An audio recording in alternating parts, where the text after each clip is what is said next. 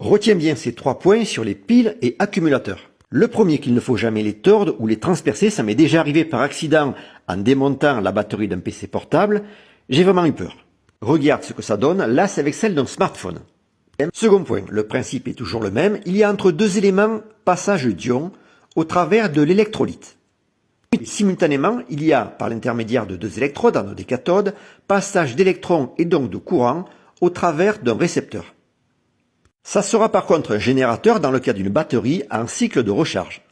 Et oui, car dans une batterie, l'oxydoréduction est réversible. D'ailleurs, lors d'une électrolyse qu'on a vu précédemment, on utilise ce même principe pour traiter par exemple des surfaces rouillées. Enfin, troisième point, l'élément que l'on a décortiqué hier, est-ce que c'était à ton avis une pile ou une batterie? Elles se ressemblent comme deux gouttes d'eau, même à l'intérieur, et sur les deux, on peut lire l'indication batterie en anglais. Si tu as le moindre doute, regarde de plus près. Si tu peux lire comme ici, d'où notre charge, c'est que ce sont des piles et non des batteries. Et ce, malgré l'inscription en français batterie sur le site de vente.